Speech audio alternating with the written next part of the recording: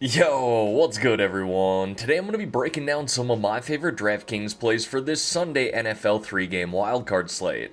Let's dive right into it. And like I always do here in these videos, I'm going to give you a high-level overview of my cheat sheet, breaking down some of my favorite DraftKings plays again for the Sunday slate, which is going to be 3 games. And then we'll actually twist it up here at the end of the video, open up DraftKings, and put together a tournament lineup for this 3-game slate. Last thing I want to mention here before we dive into these plays is my free Discord channel. You can see that mentioned above. I've been talking about it all year long. We have over 860 people in there talking multiple different sports for DFS, but primarily NFL and NHL. If you want to join that, there's a link to do so in the description below, as well as in the pinned comment below. With that being said, let's dive into the cheat sheet here. We're going to kick it off at the quarterback position, and really what I want to mention here about these plays is that my favorite plays at the top are kind of the core players that I want to build my tournament lineups around, with the honorable mentions at the bottom being sprinkled throughout my tournament lineups to make them a bit more unique on this 3-game slate. The honorable mentions below are projected for lower ownership. With that being said, the quarterback position here, the 3 quarterbacks that I really want to build my lineups around this week are Josh Allen, Jane Daniels, and Baker Mayfield. I love this game between the Commanders and Buccaneers. I think there's a lot of shootout potential there, and Josh Allen's ceiling is just greater than any other quarterback on this slate. We saw him put up a 40-plus point performance this year, 50-plus point performance this year, and it wasn't that long ago against Detroit and the LA Rams. Again, these are the quarterbacks that I want to build my tournament lineups around, but if you're looking at this and you're going, man, I really think this game between the Eagles and Packers shoots out 30-plus points on each side, well, then you probably want to build your tournament lineups around that. So, again, it's a very unique slate here, just 3 games. It comes down to how you foresee these games playing out, and then building your lineups around that. Moving on to the running backs here, I think the Philadelphia Eagles and the Green Bay Packers, for that matter, are going to want to slow this game down, run the ball as much as possible, get the ball in their playmakers' hands, which are Saquon, Devontae Smith, and A.J. Brown. We have Jalen Hurts coming off the concussion protocol. We don't know how he's going to look, so Saquon, expensive at $8,500, but we know the upside that he offers. Bucky Irving, probably going to be the most popular play on this 3-game slate, but for all the right reasons. He's going to be heavily involved in the rushing game, should be involved in the passing game, especially if the Bucs are losing here, and he's just so explosive with the ball in his hand. And then James Cook, I don't want to say he's being overlooked because, again, it's just a 3-game slate here, but he's by no means going to be the most popular running back on this slate. What I kind of like doing here in my lineups to make them a little more unique is playing him and Josh Allen together. Next, we got the wide receivers here, and this, along with the tight end position, is really where we can make our lineups unique, especially when it comes to tournament play for DraftKings. You know, Mike Evans, Devontae Smith, Khalil Shakir, these guys are going to carry some decent ownership here this weekend, but guys like Zacchaeus, Amari Cooper, Vele, and Hollins, these guys are flying under the radar, and that's because they're wide receiver 3s, right? We're not talking about guys who are running the most routes, seeing the most targets, but on a 3-game slate like this, if we're trying to make our lineups unique, we usually need to sprinkle in guys like this. So for me, like Amari Cooper here, I know he has not been great with the Buffalo Bills, but just last year and earlier this season, we're talking about this guy being a top 15 wide receiver. Would you really be shocked if he came out or the Bills came out and tried to pepper this guy? I don't know. It's the playoffs here. We really don't know what to expect. I want Josh Allen to have the ball in his hands as much as possible, but that's really what it comes down here when it comes to tournaments. I want to be playing the best plays, but then we need to mix in some guys like the Coopers, the Veles, the Hollins to make our lineups unique. So again, we'll build a lineup here at the end of this video to really show you how we can make our lineups unique. But Mike Evans, probably my favorite wide receiver play on this 3-game slate. Yes, we have the Marshawn Lattimore theory going into this, but he's battled a hamstring injury all year long, so I'm not overly concerned about that. Devontae Smith, in my opinion, is a nice pivot off of A.J. Brown, but I have no problem playing A.J. Brown either. Khalil Shakir, I really do like this play here for the Bills because the Broncos are likely going to blitz quite a bit in this game here, and nobody gets targeted more in this offense than Shakir when Josh Allen is being blitzed. So I like him at $5,300.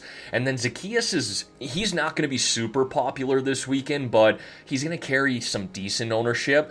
I really like that play at $4,400, especially against that Buccaneers secondary. We then got the tight ends here, and it's kind of crazy to think that Zach Ertz is the most expensive tight end on this slate. But with that being said, I kind of like it. Just going back to when I was talking about Zacchaeus, the secondary for the Buccaneers has not been great this year. So I like Ertz there. Really hope that game turns into a shootout. I think Dallas Goedert is kind of nice here at $3,900. He's usually someone who creeps in the upper 4K range, low 5K range when it comes to DraftKings pricing. So getting him at a decent discount.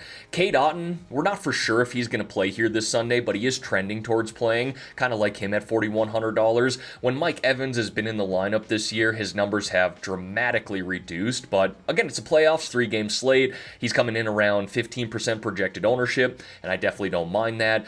Dawson Knox, he might have 2% ownership on this 3-game slate, but he's still basically running the same amount of routes as Dalton Kincaid. Had to think about that one for a second. He's really affordable there at $3,000. And then this is a super pump play here with Luke Musgrave, $2,700, obviously very, very affordable. He just came back 2 weeks ago. He played 12 snaps in his first game, 16 snaps last week. We're kind of hoping that trend continues. Maybe he plays 20, 25 this week, has a couple of catches, maybe finds the end zone, and could set us apart in our tournament lineups. Or he could have 0 catches in this game. That's why he's $2,700, and the tight end too behind Tucker Kraft. So again, 3-game slate, try and find ways to get unique. I think we can do that with the wide receiver and tight end positions. And then when it comes to the defenses, I think the biggest thing here is don't defeat yourself, right? If you want to roll out, let's say, a Buccaneers and Washington Commanders game stack, you stack up Jayden Daniels with 2 pass catchers, Zacchaeus, McLaurin, maybe even Zach Ertz, you run it back with Mike Evans and Bucky Irving, you probably don't want to play the Buccaneers or the Commanders defense, considering you expect so many points in that game. So that's really what it comes down to. The Bills and Eagles probably going to be the 2 most popular defenses on this slate, although I do like them. And then the Buccaneers here, Jayden Daniels took 47 sacks this season, so he is not afraid to go down, and he's a rookie quarterback playing in his first playoff game, so you just never know what to expect with those quarterbacks there. But again, just don't defeat yourself here when it comes to the defense. Alright, now let's put together a tournament lineup here, kind of show you what I mean when it comes to lineup construction on a 3-game slate like this. So, let's do a little Buffalo Bills stack here. We'll run it back with 1 player on the Denver side, assuming they're playing some catch-up in this game. Maybe get a couple of Eagles players, think they blow that game out, and then kind of stack up that Washington and Tampa game. Let's build a lineup around that. So, go with Josh Allen here, and I did mention in the video, I kind of like stacking him with James Cook, just hoping they score a bunch of touchdowns, and both of those guys are involved heavily. Let's add in some more Buffalo players here. Let's go Shakir, and let's get unique with a Dawson Knox. Now, I want to put in a defense here right away because they're super cheap. We'll go with the Eagles. And then let's get into this game here between Washington and Tampa. So let's try and see if we can put in Bucky and Mike Evans. $4,300 left over, so we're going to need to save some money with these last 2 plays. Zacchaeus kind of fits perfectly there.